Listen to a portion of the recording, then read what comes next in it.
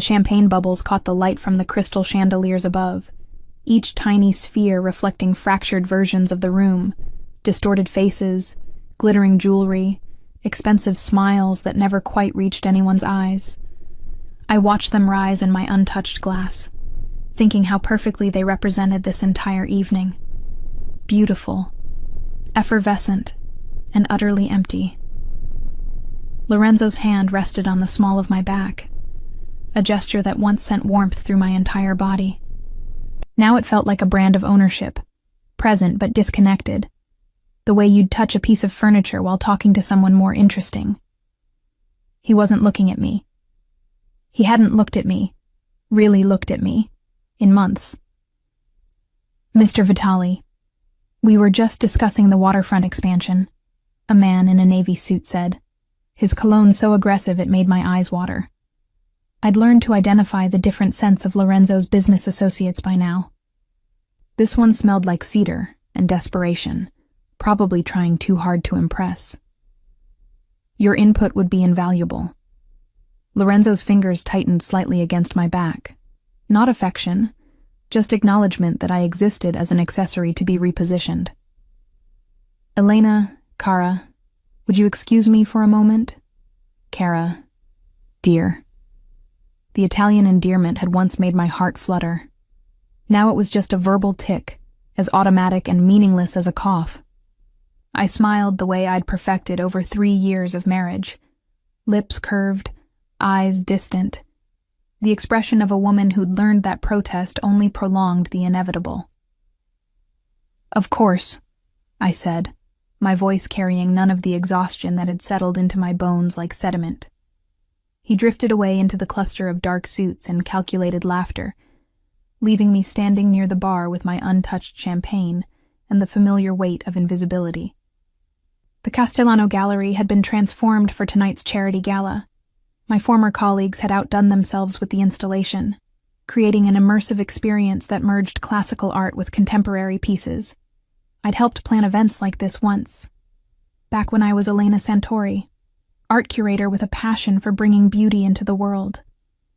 Now I was Elena Vitali, wife of Lorenzo Vitali, and my primary role was to stand beautifully silent while he conducted business that I was never quite important enough to know the details of. I set the champagne glass down on a passing waiter's tray and moved toward the windows overlooking the city. November in New York meant early darkness, the kind that swallowed the afternoon whole and left you wondering where the day had gone. The glass was cold against my palm when I pressed it there, trying to ground myself in something physical, something real. My reflection stared back at me, a woman in a midnight blue Valentino gown that Lorenzo's assistant had selected, diamond earrings that had been his grandmother's, hair swept up in an elegant twist that a professional had spent an hour creating. I looked like success. I looked like someone who had everything. I looked like a lie. Mrs. Vitali, the exhibition is magnificent, someone said beside me. I turned to find Gabriella Russo, one of my former colleagues from my curatorial days. Her smile was genuine, her eyes warm with recognition of who I used to be. I heard you consulted on the layout. Just some suggestions, I demurred, though I'd spent 3 weeks working with the team before Lorenzo had decided my involvement was unnecessary given his schedule. Translation: he needed me available for last-minute business dinners and couldn't have me committed to actual work that might conflict with his convenience. Your eye for spatial dynamics hasn't diminished, Gabriella said softly, and something in her tone made me wonder if she saw through the careful facade I maintained. The way you positioned the Caravaggio against the modern pieces, it's brilliant. You always had a gift for seeing how things connected. The compliment shouldn't have made my throat tight, but it did. I'd forgotten what it felt like to be seen for something other than my relationship to Lorenzo. Elena. His voice cut through the moment like a blade. I turned to find him approaching with that particular set to his jaw that meant annoyance restrained for public consumption. We need to leave. Something's come up. No apology to Gabriella for the interruption. No acknowledgement that I might be in the middle of a conversation. Just the assumption that his needs superseded everything else, the way they always did. I'll get my coat, I said quietly. Actually, Lorenzo's phone buzzed in his pocket, and he pulled it out with the kind of immediate attention he never gave me. His expression shifted as he read the screen. Calculation, concern, the look of a man weighing options that didn't include consulting his wife. Change of plans. I need to handle this. You take the car home. I'll catch a ride with Marco. The dismissal was so casual, so practiced, that I almost didn't react. Almost. But something in me, some final thread of self-respect that hadn't yet frayed completely, pulled taut. Lorenzo, I said, keeping my voice low. We came together. We can leave together. Whatever it is can wait 30 minutes. His eyes finally focused on me, really focused, and what I saw there wasn't love or even irritation. It was indifference masquerading as patience, the look you'd give a child who didn't understand how important grown-up matters were. Elena, don't be difficult.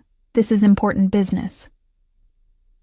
And I'm your wife, I said, hating how small my voice sounded, how much I'd shrunk myself over the years to fit into the spaces he allowed me. Something flickered across his face. Surprise, maybe, that I was pushing back at all. Then his jaw tightened, his shoulders squared, and he leaned in close enough that only I could hear the words that would later replay in my mind like a recording I couldn't stop. Then walk home if you need the company so badly. Dio, Elena, you're acting like I'm abandoning you. Grow up. The words landed like physical blows. Around us, the gala continued. Beautiful people in beautiful clothes celebrating beautiful things. No one noticed the small death occurring near the window, the moment when something essential finally broke beyond repair. Fine, I heard myself say. The word came from somewhere distant, somewhere cold and clear. I'll walk. For a fraction of a second, his expression shifted. Uncertainty, perhaps. A flash of recognition that he'd crossed a line. But his phone buzzed again, and the moment passed. He squeezed my shoulder once, a gesture that might have looked affectionate to anyone watching. And then he was gone, swallowed by the crowd of men whose business was always more important than the woman waiting at home. I stood there for a moment, feeling the imprint of his fingers on my shoulder like fingerprints on glass. Gabriella had drifted away, reading the moment correctly. The gallery hummed with conversation and laughter, none of it including me. I retrieved my coat from the check, a Burberry trench that Lorenzo had bought for my birthday last year, back when gifts could still sometimes feel like affection instead of appeasement. The November air hit me like a judgment when I stepped outside, cold and sharp and unforgiving. The gallery was in Chelsea. My apartment, our apartment, was in Tribeca. Approximately 2 miles through Manhattan streets that were busy enough to feel safe, empty enough to feel abandoned. I'd walked further before. I'd walked through worse weather. What I hadn't done was walk away from my marriage with such absolute clarity of purpose. My heels clicked against the sidewalk, a rhythm that matched my heartbeat. Each step took me further from the warmth of the gallery, further from the illusion of the life I'd been trying to maintain. The city moved around me with its usual indifference. Taxis rushing past, couples walking arm in arm, delivery drivers dodging through traffic. I thought about Lorenzo's face when he told me to grow up, about the casual cruelty in his dismissal, about the 1,000 small cuts that had led to this moment, each one insignificant enough to excuse, substantial enough to scar. The light at the intersection of West 20th and 10th Avenue turned green. I stepped off the curb, my mind still replaying the evening, still cataloging the ways I'd failed to matter. I didn't see the car. The sound came first, rubber squealing against asphalt, someone shouting, that particular tone of warning that makes your body move before your brain processes why. I turned my head, saw headlights rushing toward me like twin accusations. Tried to move back, but my heel caught on something. The impact was less dramatic than movies make it seem. No explosion of glass or dramatic flip through the air. Just a brutal collision that sent me spinning, my shoulder taking the brunt as I hit the ground, my head cracking against the pavement with a sound that seemed very far away. And then there was only pain, sharp and absolute in my shoulder, radiating down my side, pulsing in my skull. I tried to breathe and felt something wrong in my ribs, something that made each inhalation a negotiation with agony. Voices surrounded me. Hands touched me. Someone was calling 911. Someone else was saying Jesus Christ over and over like a prayer or a curse. "Don't move her," a voice commanded. "Ambulance is coming." "Miss, can you hear me? Keep your eyes open." I could hear. I could see the night sky above me, stars obscured by city lights and my own tears. I could feel the cold concrete beneath me and the warm wetness that might have been blood spreading through my hair. And then I heard another voice. Familiar, frantic, destroyed. "Elena, Dio mio, Elena, no, no, no." Lorenzo's hands cradled my face, careful not to move me but unable not to touch me. "Amore mio, stay with me. Look at me. I'm here. I'm right here." I looked at him through the haze of pain and shock, and the clarity that had started in the gallery bloomed into something absolute. His face was white, his eyes wild with fear, his perfectly styled hair disheveled from running. He was devastated, terrified, breaking apart in real time. And all I could think was, it took this. It took me lying broken on the street for him to see me, really see me. The ambulance arrived in a symphony of sirens and lights. Paramedics moved me onto a board with practiced efficiency, each movement sending fresh waves of agony through my body. Lorenzo tried to climb in with me, his hand reaching for mine, his voice pleading. "Sir, you'll have to follow in your own vehicle," a paramedic said firmly. "She's my wife," Lorenzo insisted, his accent thickening with emotion, the way it always did under stress. "I'm not leaving her." "Sir," Lorenzo, my voice came out broken, barely audible over the chaos. But he heard it. He went still, his face hovering above mine in the back of the ambulance, waiting for whatever I was going to say. "Go home," I whispered. The paramedic closed the doors before I could see his reaction. But I didn't need to see it. I'd seen everything I needed to see in the moment he told me to walk, to grow up, to stop being so difficult when all I'd asked for was 30 minutes of his time. As the ambulance carried me through the city streets, each bump a fresh negotiation with pain, I made a promise to myself. I would survive this. I would heal. And I would never, ever let him make me feel invisible again. The hospital lights were different from the gallery chandeliers, fluorescent and unforgiving, casting everything in the harsh clarity of truth. They made the white walls look sterile and cold, made the monitors beep out their mechanical rhythms, made it impossible to hide in the soft focus of dim lighting and champagne bubbles. My shoulder was broken. 3 ribs were fractured. I had a concussion that made the room tilt whenever I moved too quickly. The doctor, a tired woman with kind eyes and efficient hands, had explained it all in careful detail while Lorenzo stood in the corner, his expensive suit rumpled, his face haggard with guilt. "You're lucky," she'd said, and I'd almost laughed at the word.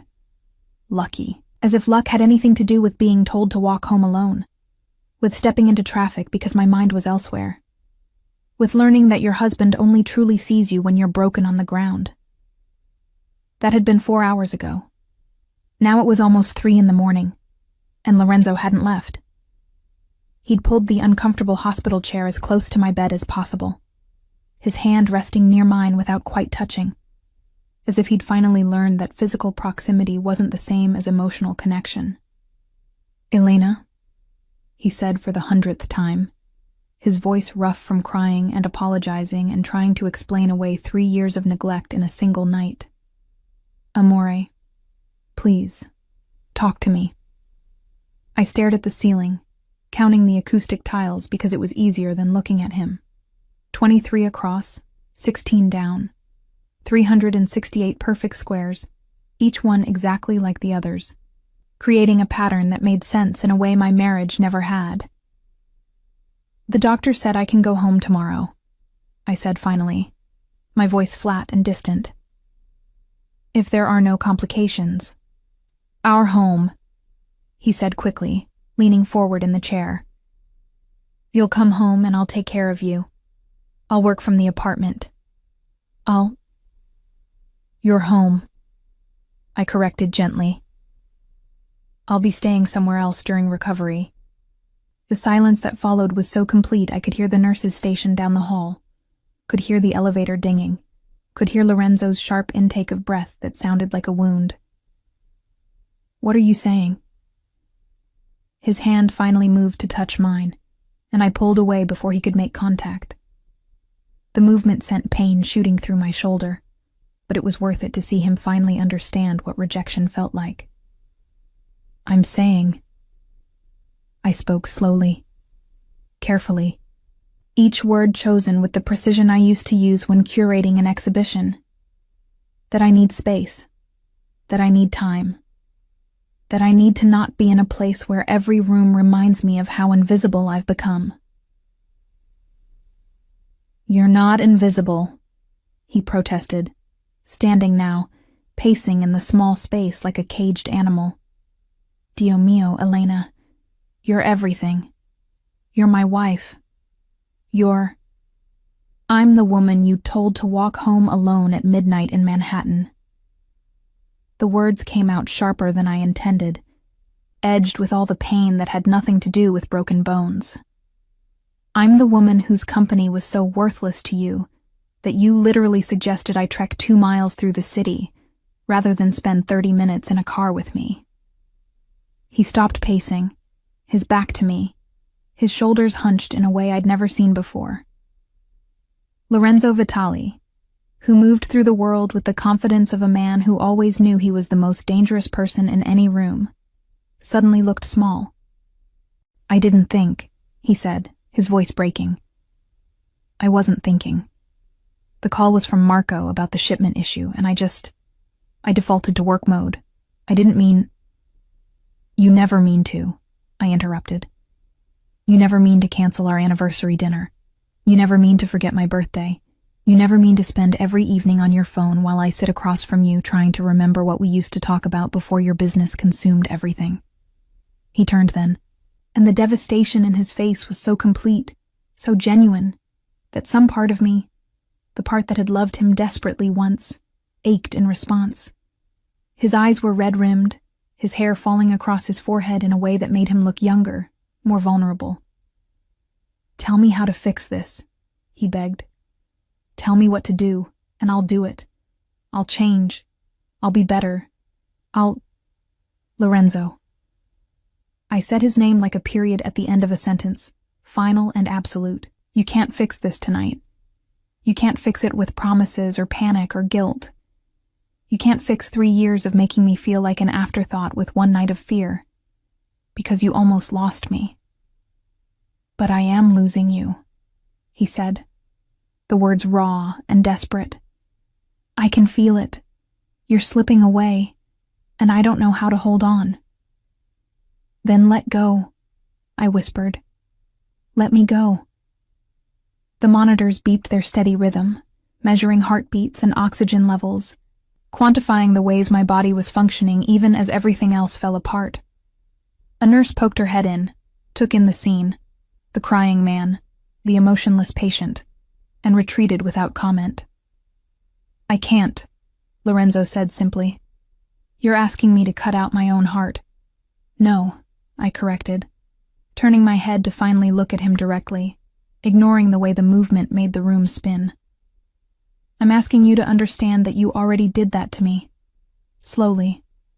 Over 3 years of being second place to business calls and late-night meetings and associates who always seemed more important than the woman who promised to love you forever." He moved toward me then, dropping to his knees beside the bed in a gesture so Italian, so dramatic, so quintessentially Lorenzo that I almost smiled. "Almost.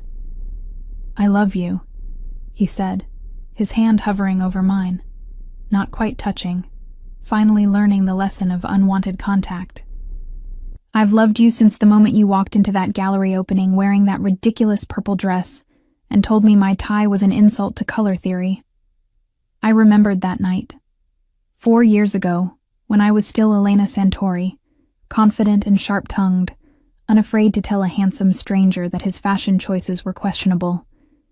He'd laughed, charmed by my boldness, and asked me to help him pick out a better one. We'd spent 3 hours in that gallery, arguing about art and aesthetics and the nature of beauty, and by the end, I was half in love with his sharp mind and crooked smile. That Lorenzo felt like a ghost now, a memory of a man who'd been swallowed by the weight of his business, his obligations, his empire. I loved you too, I said quietly. Past tense, past life, past version of us that doesn't exist anymore. Then we'll find it again, he insisted, his voice thick with determination. We'll go back to that gallery. Start over. Rebuild. You can't rebuild on a broken foundation, Lorenzo. You taught me that. Remember? When you bought that warehouse in Red Hook and had to completely tear it down because the structure was compromised? You said trying to fix it would cost more than starting fresh. He flinched at his own words being used against him. This is different. This is us. This is exactly the same, I said, exhaustion finally winning over the adrenaline that had kept me upright through this conversation. Our foundation is compromised, and I need to figure out if I have the strength to start fresh. The door opened again, and this time the nurse was insistent. Mr. Vitali, I'm going to have to ask you to leave. Mrs. Vitali needs rest, and visiting hours ended 3 hours ago. We made an exception given the circumstances, but 5 more minutes, Lorenzo pleaded, looking at the nurse with desperation that would have been compelling if I hadn't seen him use the same intensity to negotiate business deals. Sir, it's fine, I interrupted. He can go. I'm tired anyway. Lorenzo stood slowly, like an old man, like someone who'd aged decades in a single night. He reached into his pocket and pulled out his wallet, extracting a business card and writing something on the back.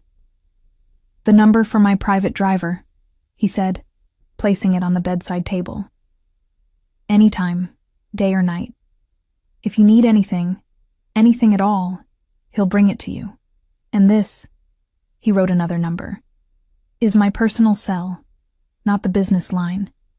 The one only Marco and my mother have. It's always on. I'll always answer.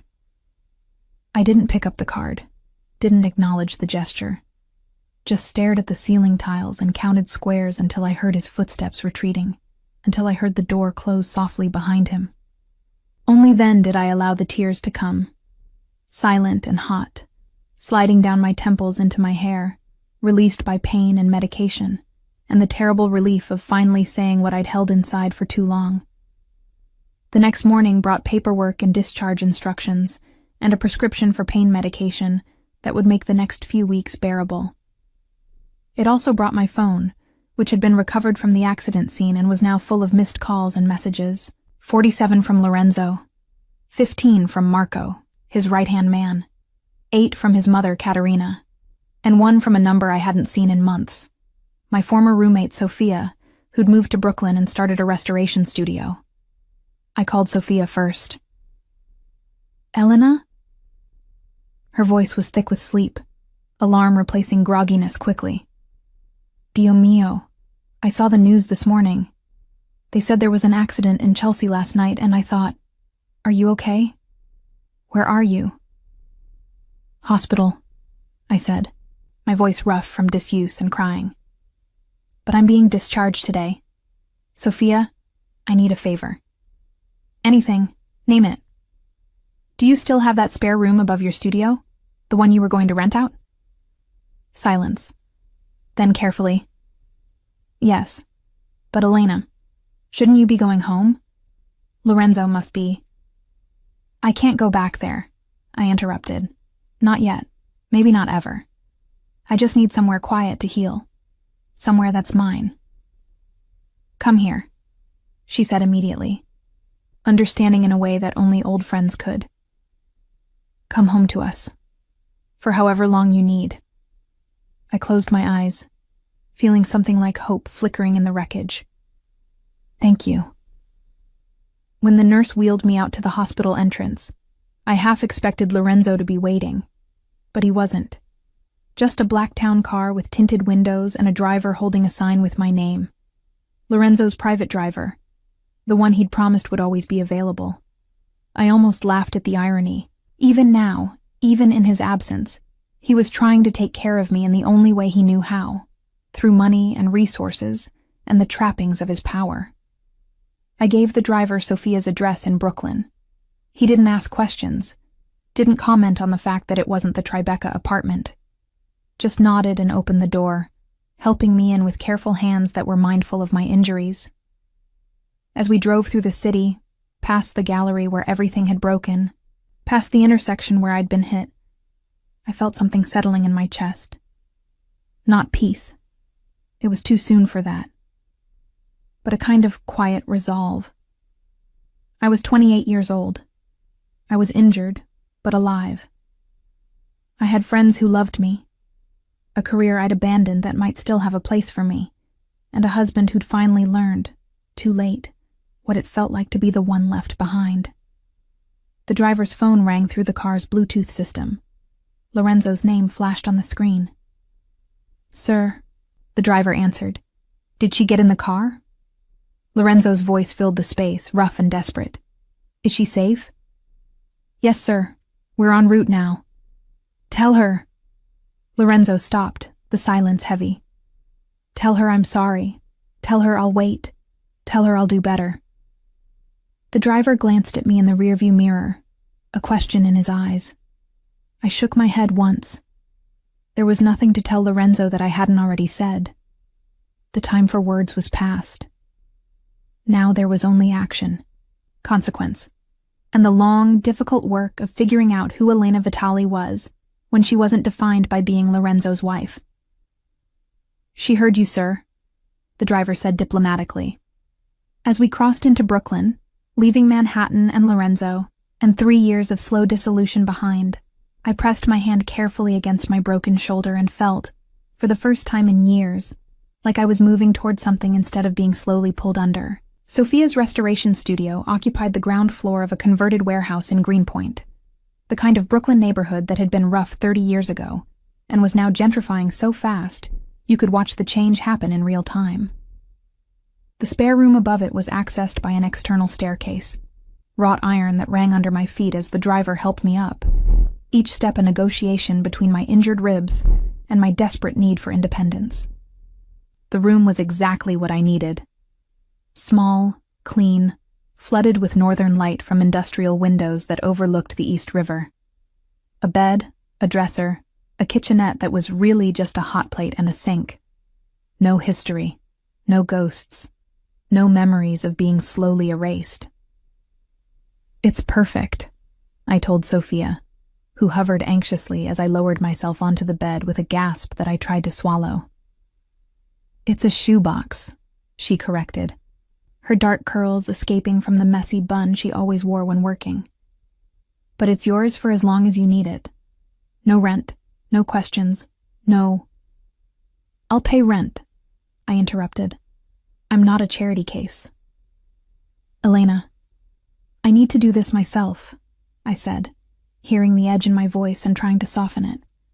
Please, let me do something myself.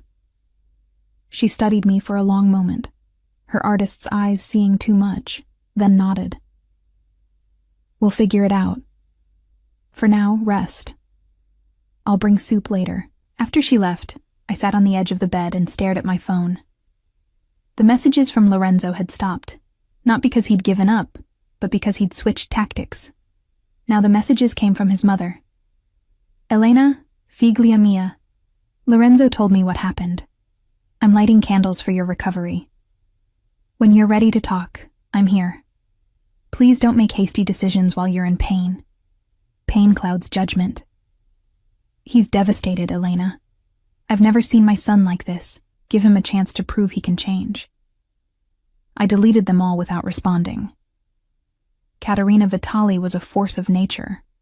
Warm, fierce, infinitely skilled at emotional manipulation, disguised as maternal concern.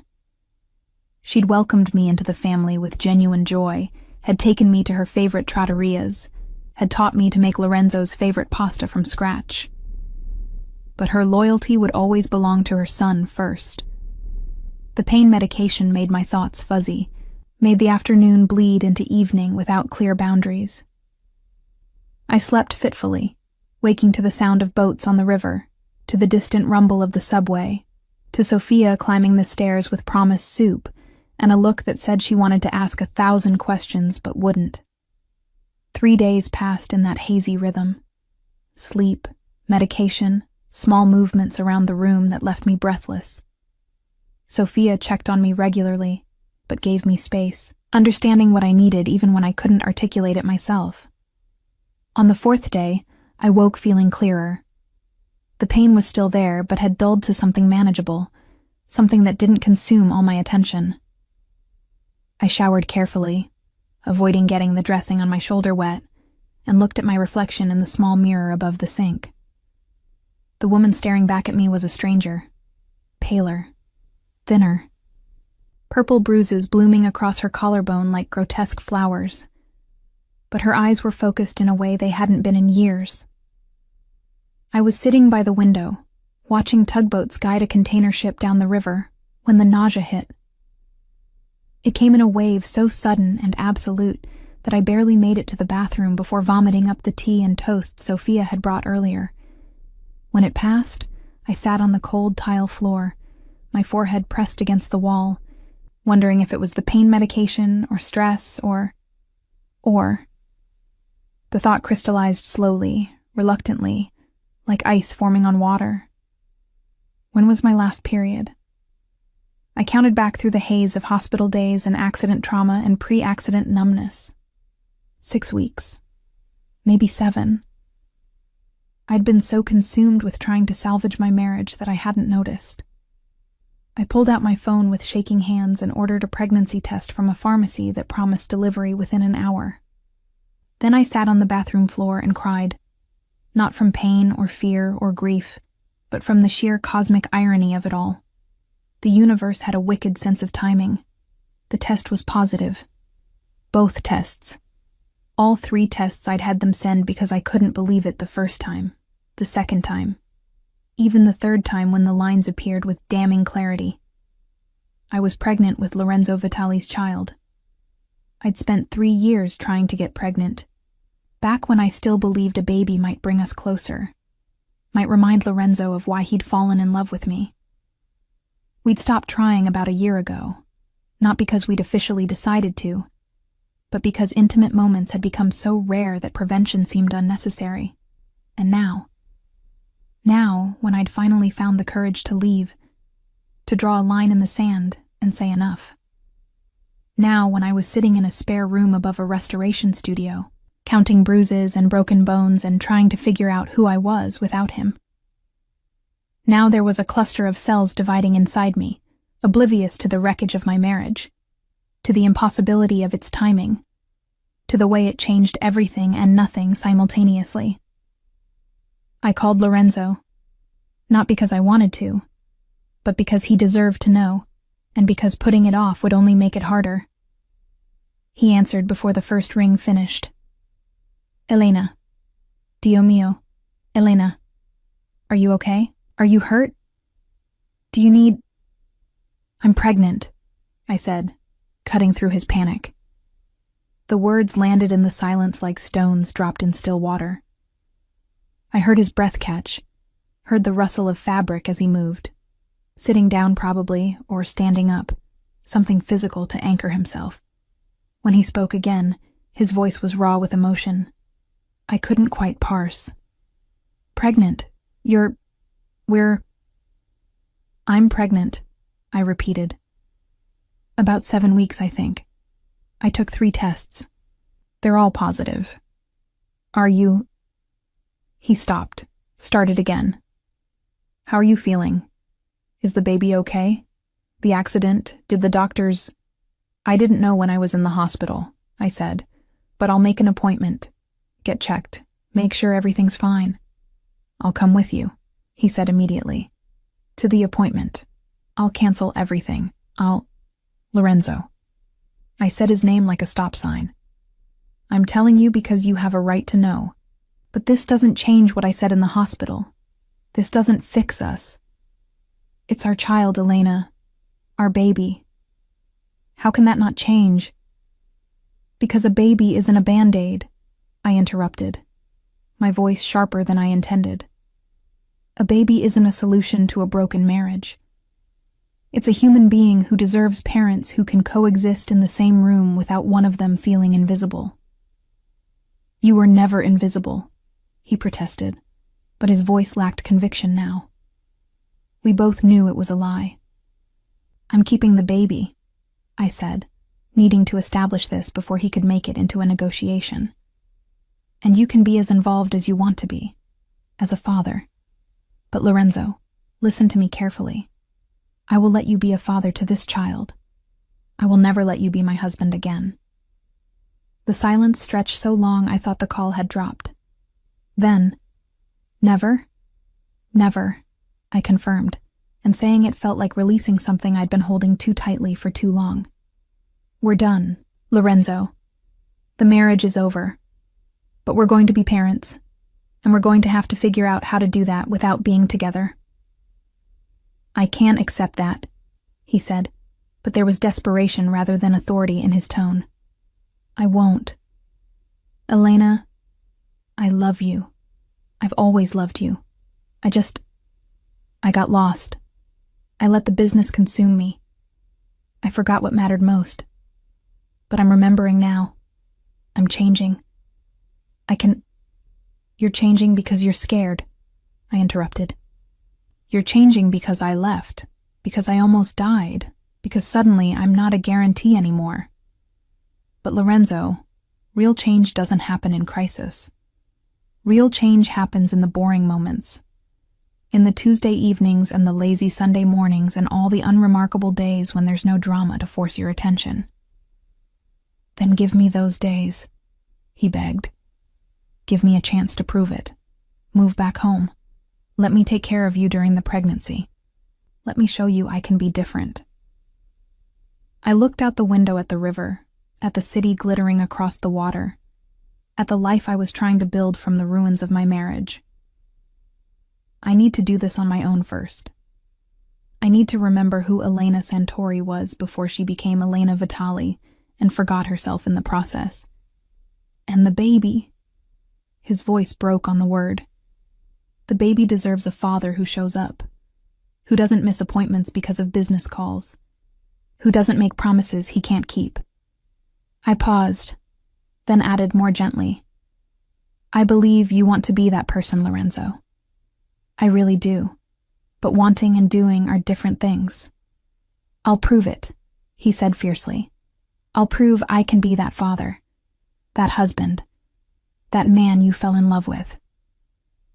Don't do it for me, I said quietly. Do it for yourself, and for the baby, because I'm already gone, Lorenzo. I left the moment you told me to walk home. I gestured to my bruised body even though he couldn't see it, just made it official. After I hung up, I sat in the growing darkness and placed my hand over my still flat stomach. Inside me, something impossible was forming. A life that would connect me to Lorenzo forever, even as I tried to sever all other ties. The irony wasn't lost on me. I'd spent 3 years trying to create this exact situation, believing a child would fix us, would remind him to love me. And now that it had finally happened, I knew with absolute certainty that a baby wouldn't save our marriage. But maybe, it would force Lorenzo to finally become the person he'd always claimed to be. And maybe it would force me to become the person I'd forgotten how to be. A woman who knew her own worth, who wouldn't settle for crumbs of attention, who could stand on her own 2 feet even when those feet were unsteady with injury and pregnancy. My phone buzzed with a text from Sophia. Coming up with dinner. No nausea-inducing smells. I promise. I smiled despite everything. This was what I needed. Friends who knew me, who had known me before Lorenzo, who remembered Elena Santori, the art curator with strong opinions and stronger boundaries. That woman had gotten lost somewhere in 3 years of trying to make herself smaller, quieter, more convenient. But she was still there, underneath the bruises and broken bones and complicated pregnancy. And I was going to find her again. Even if it meant walking through the darkness alone, I was finally moving toward my own light. The first ultrasound appointment was scheduled for a cold December morning, exactly 2 weeks after I'd taken those 3 damning pregnancy tests. I'd agonized over whether to tell Lorenzo the date and time, finally deciding that despite everything, he deserved to be there for this. He arrived at the clinic 15 minutes early. I knew because I watched from the window of the waiting room as his car pulled up. Not the usual Blacktown car, but a silver SUV that looked practical and normal and utterly unlike him. He emerged wearing jeans and a sweater instead of his usual suits, looking somehow both less intimidating and more vulnerable. When he walked into the waiting room and saw me, everything in his face rearranged itself around relief and longing and careful restraint. He'd learned, in these 2 weeks of me not answering most of his calls, that overwhelming me with emotion only pushed me further away. "Elena," he said softly, sitting in the chair beside me but leaving space between us. "Thank you for letting me come." "It's your baby too," I replied, keeping my voice neutral. I'd practiced this, the tone that was neither warm nor cold, that established boundaries without being cruel. "How are you feeling? The nausea, is it—" "Manageable," I interrupted. "Sophia's been making me ginger tea. It helps." The mention of Sophia made his jaw tighten slightly. Not anger, but the recognition that someone else was taking care of me, filling the role he'd abdicated. But he didn't comment, didn't try to insert himself. Just nodded and looked down at his hands. We sat in silence until the nurse called my name. Lorenzo stood when I did, his hand hovering near my elbow without quite touching, a gesture of support that respected my need for space. The ultrasound room was warm and dark, lit only by the glow of the monitor. The technician, a cheerful woman in her 50s with kind eyes, helped me lie back on the exam table and rolled up my shirt to expose my stomach. "Okay, this will be cold," she warned, squeezing gel onto my abdomen. The sensor pressed against my skin, and the room filled with a sound like ocean waves. Rhythmic, insistent, impossible. "There," the technician said, pointing to a flickering spot on the screen. "That's your baby's heartbeat." I stared at the grainy black and white image, at the tiny bean-shaped shadow that was somehow, impossibly, a person. A life. A future I hadn't planned but was now responsible for. "It's so small," I whispered. "About the size of a blueberry right now," the technician said with a smile. "But growing every day. Based on these measurements, I'd say you're about 8 weeks along. Everything looks good. Heartbeat is strong. Development is right on track." I felt Lorenzo's hand find mine, his fingers interlacing with mine with a certainty I hadn't felt from him in years. This time, I didn't pull away. Not because I'd forgiven him or changed my mind, but because in this moment, looking at the life we'd created together, I could acknowledge what we'd been to each other before everything fell apart. "Can you print an image?" Lorenzo asked, his voice thick with emotion. The technician smiled and pressed a button. "Of course." After the appointment, we stood on the sidewalk outside the clinic, the winter air biting at exposed skin. Lorenzo held the ultrasound image like it was something sacred, his thumb tracing the edge of the paper. "Elena," he said finally, "I know you meant what you said, about us being over. But this baby, he gestured to the image. This baby needs stability, a home, both parents. The baby will have both parents, I said firmly. Just not married ones. Plenty of children have co-parents who aren't together. It's not ideal, but it's better than growing up watching their parents destroy each other slowly. Is that what we were doing? He asked, looking at me with those dark eyes that had once made my heart race. Destroying each other? You were destroying me, I corrected gently. I don't think you meant to. I don't think you even realized you were doing it. But Lorenzo, every time you chose a phone call over a conversation, every time you canceled plans for business, every time you made me feel like I was competing for last place in your priority list, it was another small death. He flinched like I'd struck him. I thought I was building something for us. The business, the money, the security. I thought if I could just make everything perfect. I didn't need perfect, I interrupted.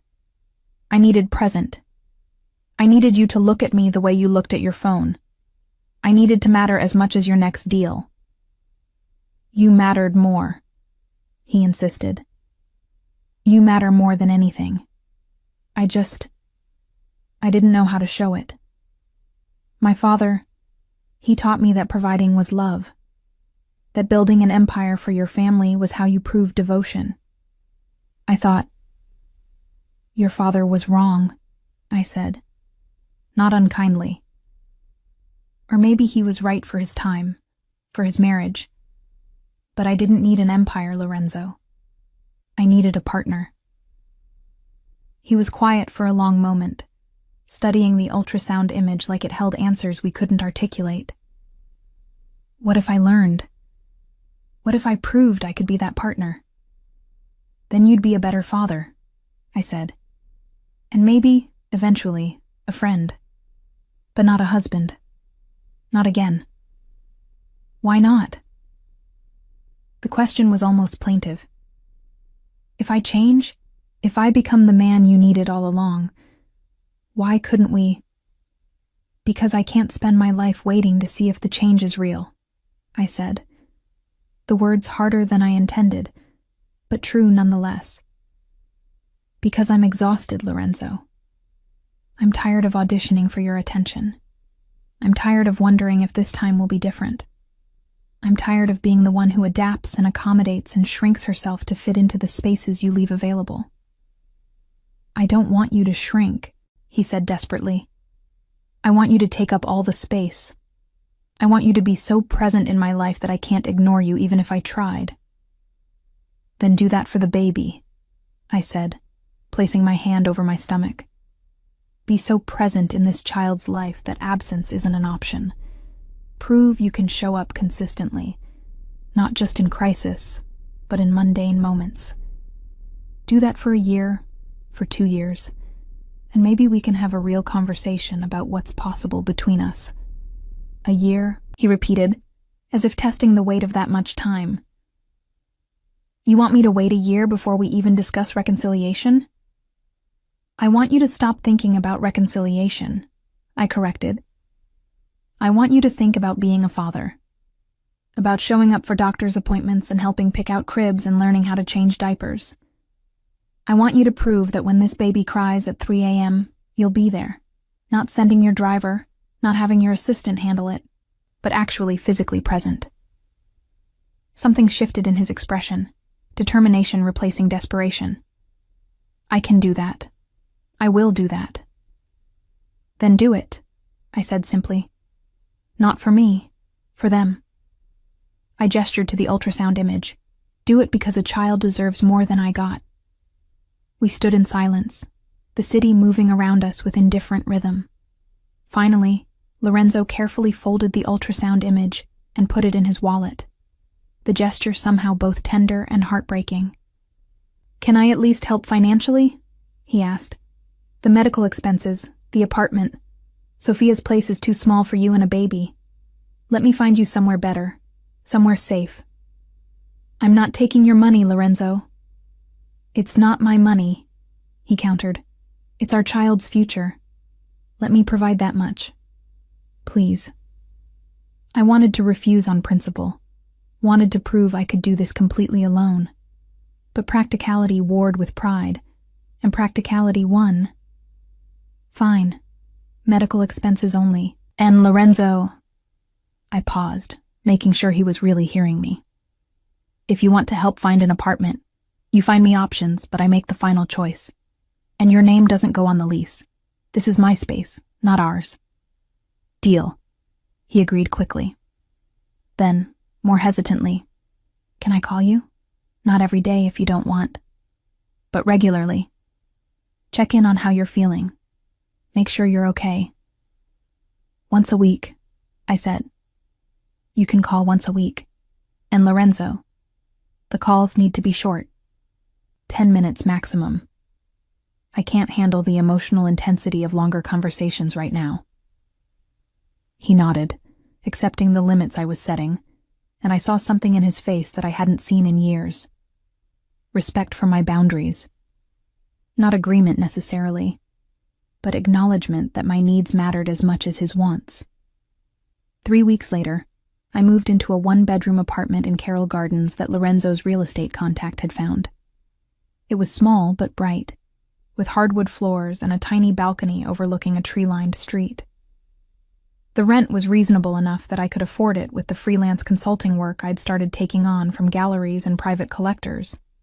Lorenzo had wanted to furnish it for me, but I'd refused. The only things I accepted were a crib, still in its box, waiting for assembly, and a glider chair for nursing that his mother had insisted on buying. Sophia helped me move in, her arms full of plants and paintings that made the bare walls feel less lonely. "You're really doing this," she said, looking around the empty space with something like awe. "Starting over completely."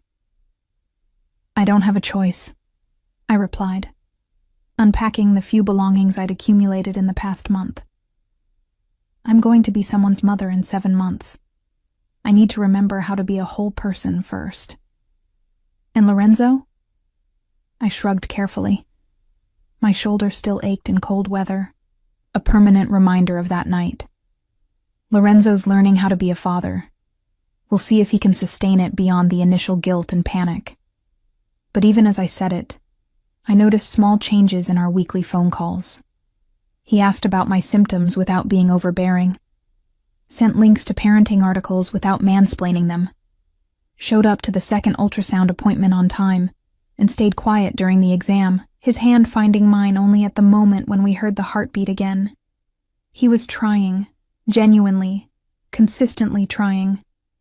It didn't change my decision, didn't make me want to go back. But it made me believe that maybe, eventually, we could build something new from the ashes of what we'd been. Not a marriage, not romance, but a functional partnership centered around the tiny life that kept growing inside me, oblivious to all the complicated history that preceded it. Spring arrived in Brooklyn with sudden insistence. Trees exploding into green overnight, temperature swinging from winter to summer, without the courtesy of gradual transition. I was 5 months pregnant now. My body undeniably changed, my belly round and obvious beneath the loose dresses I'd taken to wearing. The baby kicked constantly, little flutters that grew stronger each day, reminding me that this was real. This was happening. This small human would be here whether I felt ready or not. Lorenzo called every Wednesday at 7 p.m. exactly. True to his word, he kept the conversation short, 10 minutes discussing my symptoms, upcoming appointments, practical concerns about preparation. No mentions of us, no attempts to negotiate reconciliation, just the careful attention of a man learning to be a father from a distance. He'd started attending parenting classes. I only knew this because he'd accidentally pocket-dialed me during one session, and I'd heard the instructor explaining diaper-changing techniques while Lorenzo asked surprisingly thoughtful questions. I'd hung up before he noticed, but something about the overheard conversation had softened something in my chest. He was trying. Really trying. But trying didn't erase 3 years of neglect. Didn't erase that night in Chelsea. Didn't erase the fact that it had taken me almost dying for him to remember I existed. The anatomy scan appointment fell on a rainy Thursday in late April. Lorenzo arrived 10 minutes early again. Punctuality had become his new religion, his way of proving that he could show up reliably. He wore jeans and a navy sweater, had clearly gotten a haircut recently, looked both nervously excited and carefully restrained. "Elena," he greeted me with that same soft tone he'd adopted, the one that acknowledged my boundaries while still conveying warmth. "Ready to find out if we're having a son or daughter?" "I already know," I said, surprising myself with the admission. "I asked them to tell me at the last appointment. I just didn't tell you yet." His face fell slightly, hurt at being excluded, but understanding enough not to protest. "Why not?" "Because I needed it to be mine first," I said honestly. "Something that was just between me and the baby. Does that make sense?" He nodded slowly. "Yes, it makes sense." Then, more hesitantly, "Will you tell me now?" I placed my hand on my belly, feeling a small kick against my palm, like the baby was weighing in on the decision. "It's a boy. We're having a son." Lorenzo's entire face transformed, joy so complete and unguarded that it reminded me painfully of the man I'd fallen in love with 4 years ago. "A son," he repeated, his voice breaking slightly. "A boy." "Dio mio, Elena, we're having a son." "You're having a son," I corrected gently. "I'm growing him. There's a difference." The distinction landed between us, a reminder of the distance we maintained even in these shared moments. But Lorenzo just nodded, accepting the boundary, his hand moving unconsciously toward my belly before stopping himself. "Can I?" He gestured tentatively. "Would you mind if I took his hand and placed it on my stomach where the baby was most active. We stood like that in the clinic waiting room, his palm warm against my belly, his eyes wide with wonder when he felt the kick. "He's strong," Lorenzo said softly. "Already so strong." "Like his father," I said, then added quickly, "physically. Let's hope he gets better emotional intelligence." Lorenzo laughed, actually laughed, and the sound was so unexpected, so genuine, that I found myself smiling despite my determination to maintain distance. "Fair assessment," he admitted. "What about a name? Have you thought about it?" "I've thought about it," I confirmed, "but I'm not ready to share yet. It still feels too new, too vulnerable." "Tell me when you're ready then," he said, removing his hand from my belly with obvious reluctance. "I can wait." The technician called us in before I could respond, and the next 30 minutes were consumed with measurements and images and medical terminology that confirmed what I already knew. The baby was healthy, developing perfectly, blissfully unaware of the complicated circumstances of his conception and impending birth. Afterward, as we stood outside the clinic with rain misting around us, Lorenzo cleared his throat awkwardly. "I've been working with a family lawyer. Drawing up a custody agreement. Financial support arrangements. I wanted to have everything in place before he's born, so there's no confusion, no conflict." I paused, surprised by his foresight. "That's very practical. Thank you." "I also wanted to ask," he continued, "about being at the birth.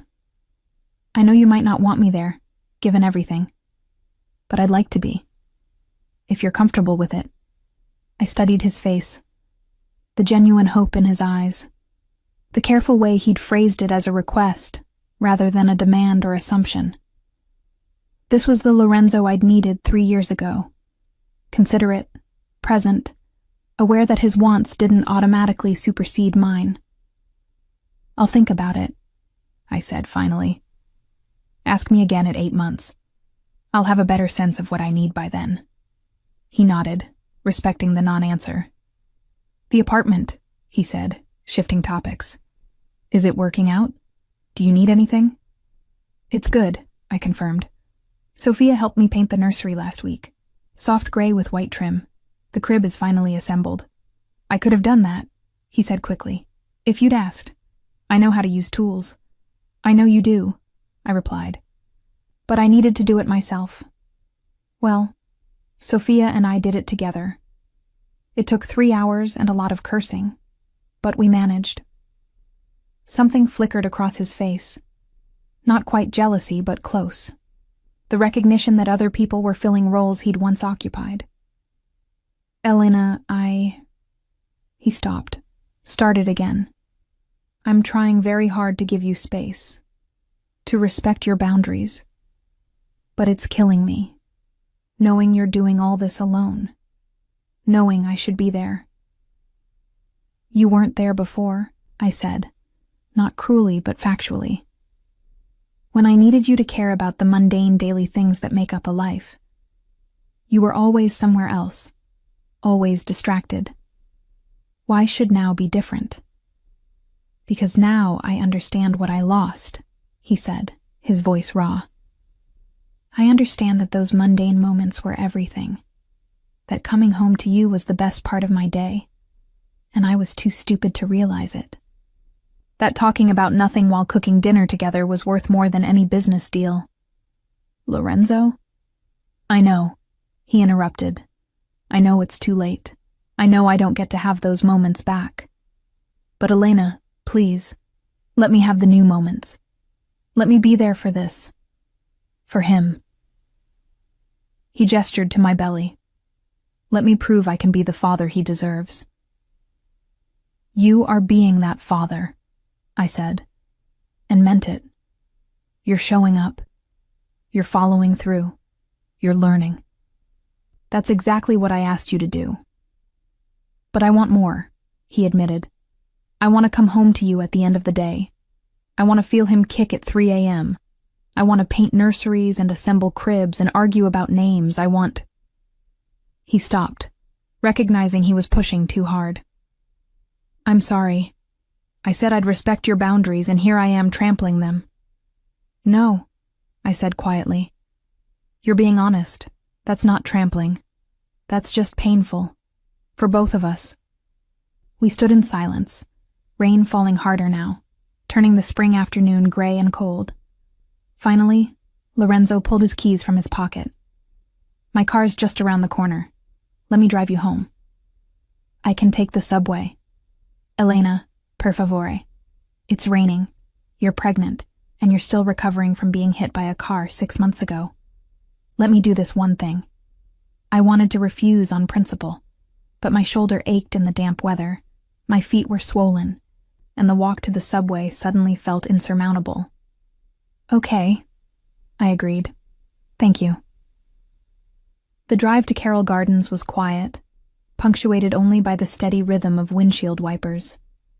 When Lorenzo pulled up in front of my building, he put the car in park, but didn't move to let me out. I'm getting married, he said suddenly, the words landing like grenades in the enclosed space. I turned to stare at him, certain I'd misheard. What? Not. Dio, that came out wrong. He ran both hands through his hair, looking more distressed than I'd seen him since the hospital. I'm not getting married. I meant, I've been thinking about marriage, about what it means, about how badly I failed at being a husband to you. Lorenzo, let me finish, he said urgently. Please, I've been reading about relationships, about emotional labor and partnership and all the things I somehow never learned growing up with a father who showed love through providing and never through presence. And I've realized... He turned to look at me directly. I've realized that I married you without understanding what marriage meant beyond the ceremony and the ring. I thought it was about grand gestures and financial security. I thought being a good husband meant building an empire for you to live in. It wasn't, I said softly. It wasn't, he agreed. It was about coming home, about being present, about choosing you every day in small ways, instead of occasionally in big ones. And I failed. I failed so completely that I almost killed you through sheer negligence. The car that hit me wasn't your fault, I said. though we both knew that wasn't quite true. "The car was chance," he countered. "But you walking alone through Manhattan at midnight because I couldn't be bothered to spend 30 minutes with you, that was my fault. That will always be my fault." I didn't argue because there was no argument to make. He was right. "I'm not asking you to forgive me," he continued. "I'm not asking you to take me back. I'm telling you that I understand now. And if I could go back, if I could do it differently—" His voice broke. "Madonna mia, if I could do it differently." "We can't go back," I said. "We can only move forward." "Then let me move forward as your partner in this," he said. "As the father of your son. As someone who will never again make you feel invisible." "You already are doing that," I reminded him. "You're showing up, Lorenzo. That's what I asked for." "It's not enough," he said. "It will never be enough to make up for what I did, but it's a start." I placed my hand on the door handle, ready to escape the emotional intensity of the car, the conversation, the man beside me who was finally being who I'd always needed him to be. Too late. Always too late. "Lorenzo," I said before getting out, "thank you for today, for being here, for—" I gestured vaguely, encompassing the appointment, the drive, the raw honesty. "For all of it." "Every Wednesday," he said firmly. "Every appointment, every moment you'll let me be part of. I'll be there, Elena. I promise."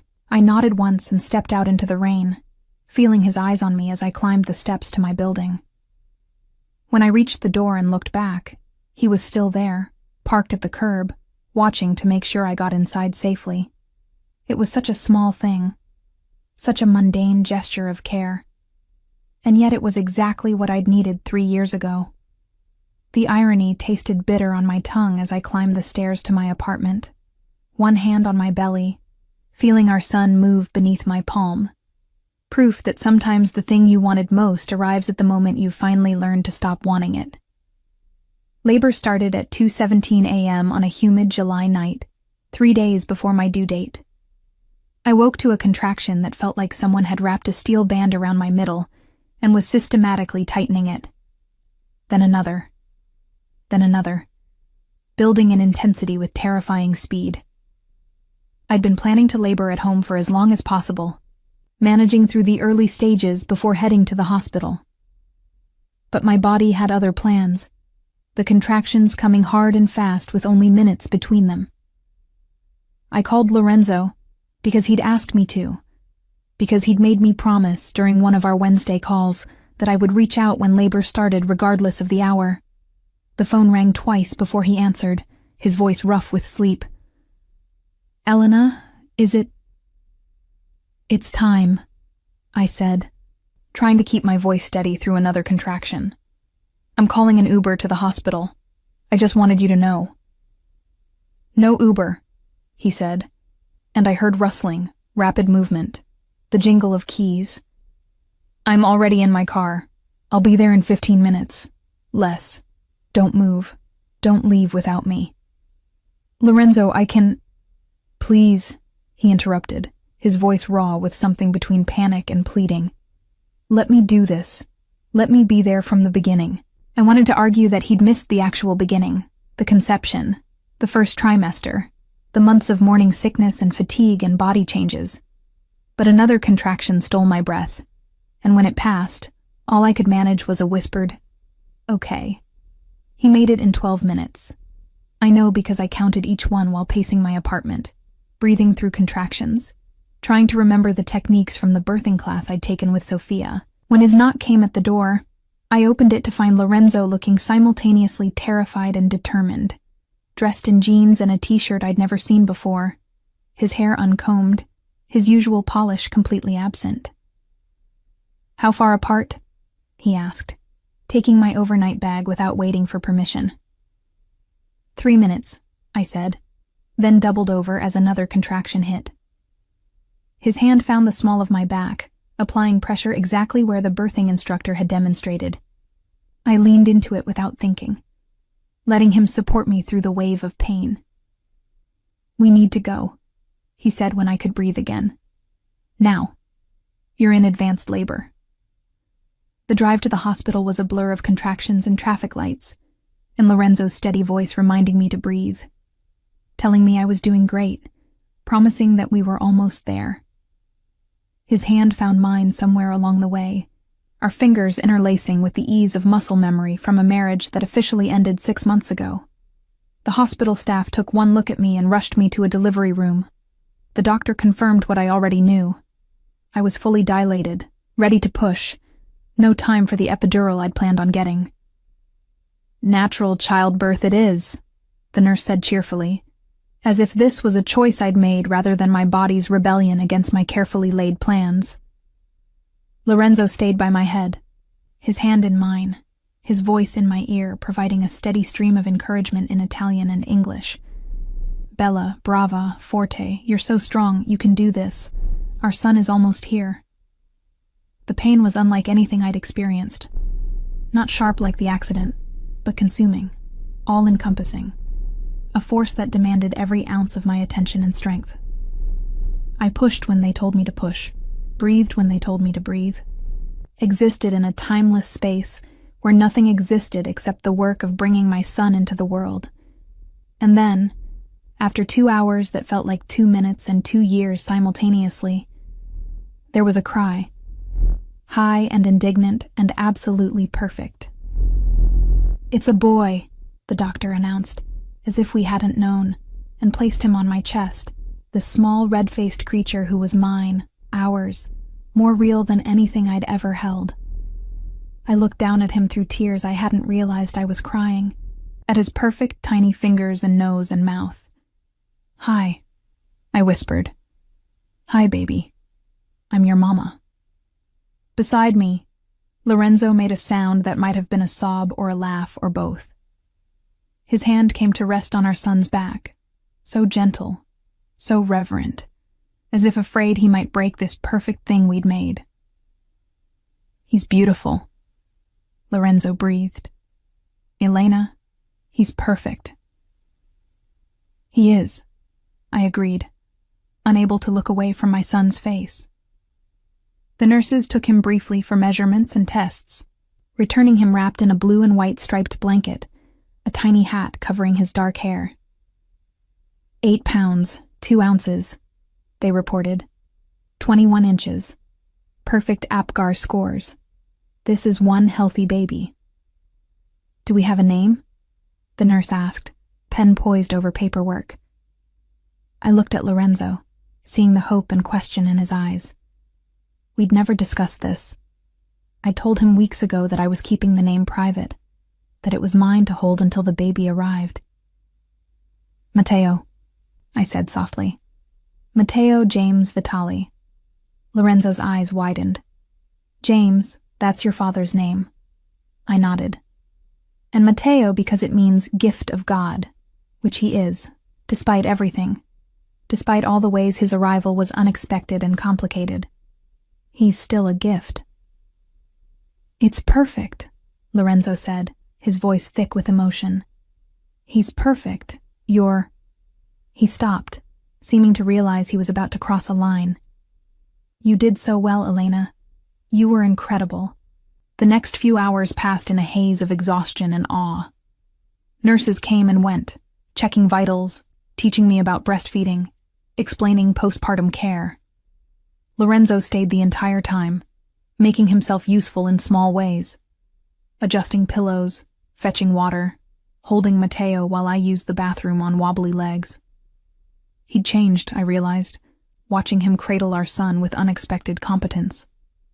The man who'd once been too important to take my call was now sitting in an uncomfortable hospital chair, cooing at our baby in melodic Italian, completely absorbed in this tiny person who didn't care about business empires or power dynamics. "He has your eyes," I observed, watching Matteo blink up at Lorenzo with unfocused newborn awareness. "And your nose," Lorenzo countered.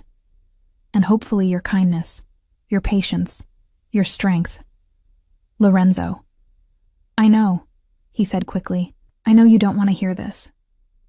But Elena, watching you bring him into the world, seeing the way you look at him. He paused, seeming to struggle for words. I understand now why you couldn't come back, why the marriage couldn't survive. You deserved this version of me all along. The one who shows up, who stays, who thinks you're the most important person in the room. You're being this version for him, I said, nodding toward Matteo. That's what matters. I'm being this version because of you, he corrected. Because you taught me what it costs when I'm not. Because you loved me enough to leave when I wasn't being the man I should have been. I didn't know how to respond to that. Didn't know if it was possible to separate the man he was becoming from the wreckage of what we'd been. Sophia arrived around noon, bursting into the room with flowers and tears and exclamations in rapid Italian that made Lorenzo laugh. She held Matteo like he was made of glass, cooing over his perfect features, then fixing me with a knowing look. He's been here the whole time? She asked in English, nodding toward Lorenzo. He was here for the birth, I confirmed. He's been helpful. Sophia studied Lorenzo with the assessing eye of a protective best friend. See that you continue being helpful. Midnight diaper changes, 3 a.m. feedings, all of it. I will, Lorenzo promised. Whatever Elena needs, whatever Matteo needs. Not just when it's convenient, Sophia pressed. Not just until the novelty wears off. Children need consistent presence, not dramatic gestures. I understand, Lorenzo said seriously. I'm not going anywhere. After Sophia left, promising to bring proper Italian food later because hospital food is an insult, Lorenzo and I sat in quiet companionship, taking turns holding Matteo, marveling at how something so small could so completely rearrange the universe. I should go, Lorenzo said eventually, reluctance clear in his voice. Let you rest. I'll come back this evening? Actually, I said, surprising myself. Could you stay a little longer, just until he falls asleep? He seems calmer when you hold him. Lorenzo's face transformed with joy so complete, it was almost painful to witness. I'd love to. Yes, of course. He settled back into the chair, Matteo cradled against his chest, and started singing softly in Italian. A lullaby I dimly remembered him mentioning once, something his mother used to sing. His voice was surprisingly good, melodic and gentle, and I watched our son's eyes gradually close, his tiny face relaxing into sleep against his father's heartbeat. I must have dozed off because I woke to find the room dim, late afternoon sun filtering through partially closed blinds. Lorenzo was still there, still holding Matteo, now talking quietly on his phone in Italian. Something about rescheduling meetings, working remotely, family priorities. When he noticed I was awake, he ended the call quickly. Sorry, I tried to be quiet. It's okay, I said, stretching carefully, feeling the soreness of childbirth in every muscle. What were you telling them? That I'll be working from home for the next 2 weeks, he said. That all meetings need to be rescheduled or conducted virtually. That my son was just born, and he's my priority right now. Lorenzo, you don't have to— Yes, I do, he interrupted firmly. Not because you're asking, because this is what fathers do. They show up, they prioritize, they make it clear that nothing is more important than their family. We're not— I stopped, correcting myself. You and I aren't a family anymore. Not in that way. No, he agreed. But Matteo and I are family. And you and Matteo are family. And that makes us— He paused, searching for the right word. Connected. Permanently and irrevocably connected. It wasn't the declaration of love I might have wanted years ago. It wasn't a promise of reconciliation or renewed romance. But it was something perhaps more valuable, a promise of presence, of co-parenting, of showing up not just during the dramatic moments, but through all the mundane, exhausting days that make up a life. Connected, I repeated, testing the word. I can work with connected. Over the following weeks, Lorenzo proved himself in ways I hadn't expected. He came by the apartment daily, not to pressure or plead, but to help, to hold Mateo while I showered, to change diapers and learn the intricacies of swaddling, to sit quietly while I struggled through the painful early days of breastfeeding, offering water and encouragement without trying to fix what couldn't be fixed. He brought food from his mother, who'd apparently decided that my refusal to reunite with her son didn't negate her claim on her grandson. He assembled the baby swing I'd been putting off. He did middle-of-the-night formula runs when I was too exhausted to leave the apartment. And he never once asked me to reconsider our separation. 6 weeks postpartum, sitting on my couch while Mateo slept in his bassinet, I finally addressed the elephant that had been living in my apartment since the night he was born. "You've kept your promise," I said, "about showing up, about being present." Lorenzo looked up from his phone where he'd been researching developmental milestones. "Of course, I told you I would." "You did," I acknowledged, "and I appreciate it, more than I can articulate. But Lorenzo, we need to talk about long-term arrangements, custody schedules, your place in Mateo's life as he grows." Something flickered in his eyes. Hope, maybe, quickly suppressed. "What are you suggesting?" "Joint custody," I said. "Equal time, equal input on major decisions. He should know both of us, spend real time with both of us. Not just visits, but actual living time." "And us?" Lorenzo asked quietly. "What about us?" I looked at him sitting in my living room. This man I'd married and left. This man who'd finally learned too late what I'd needed all along. "There is no us," I said gently. "Not romantically, not as a couple. But Lorenzo, there's something else. Something maybe better. I don't understand." "We can be partners," I explained. "Co-parents who respect each other, who communicate well, who put Mateo first. We can be friends eventually if we work at it. We can build something new instead of trying to resuscitate what died." "You're saying it's really over," he said, not as a question but as an acceptance. "That no matter how much I change, no matter how present I am, you'll never—" "I'm saying that I've grieved what we were," I interrupted. "I've mourned it and let it go. And I can't go back to that, Lorenzo. I can't risk losing myself again." He was quiet for a long moment, watching Mateo sleep with an expression that was equal parts love and loss. "You're right," he said finally. "About all of it. I'd hoped that maybe, with time." "Hope for a good partnership instead," I suggested. "Hope for a friendship built on mutual respect. Hope for raising a son who sees his parents treating each other with kindness, even when they're not together." "That's not nothing," he acknowledged. "It's everything that matters," I corrected. As Lorenzo prepared to leave that evening, he stopped at the door, Mateo asleep against his shoulder in that way that only babies can sleep, completely surrendered, totally trusting.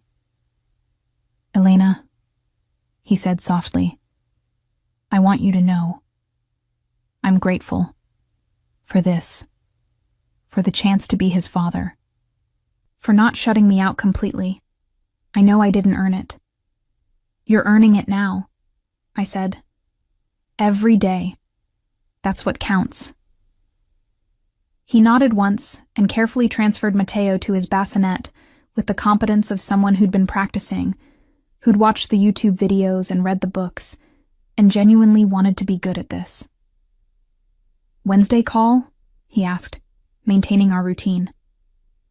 "Wednesday call," I confirmed. After he left, I stood at the window watching the street below, watching Lorenzo pause beside his car to look up at my apartment before driving away. He'd changed. Undeniably. Genuinely changed. But some breaks couldn't be mended. Some relationships couldn't be resurrected. The woman who'd loved Lorenzo Vitali had been broken on a Manhattan street 6 months ago, and the woman who'd risen from that wreckage knew her worth too well to settle for crumbs ever again. Instead, we'd build something different, something harder but healthier, something that acknowledged the past without being enslaved to it. I returned to Matteo's bassinet, watching him sleep with that intense newborn focus that made every breath seem miraculous. He would grow up knowing his father, would spend weekends in Lorenzo's home and weekdays in mine, would learn about relationships from parents who respected each other enough to prioritize his needs above their own histories. It wasn't the fairy tale I'd imagined at that gallery opening 4 years ago, when a handsome stranger with questionable fashion taste had made me laugh. But fairy tales I'd learned were overrated anyway. This honest, complicated, carefully negotiated piece was real. And real, I was discovering, was enough. My phone buzzed with a text from Lorenzo. He smiled at me tonight. A real smile. I got it on video. Sending now. I watched the clip. Lorenzo's face hovering over Matteo's. The pure joy in his expression when our son's lips curved upward. A real smile or gas, it didn't matter. What mattered was the father who was present to see it, to document it, to share it. I sent back a simple response. He loves you. Lorenzo's reply came immediately. Learning to deserve that. Every day, learning. And somehow, impossibly, that was all I needed to hear.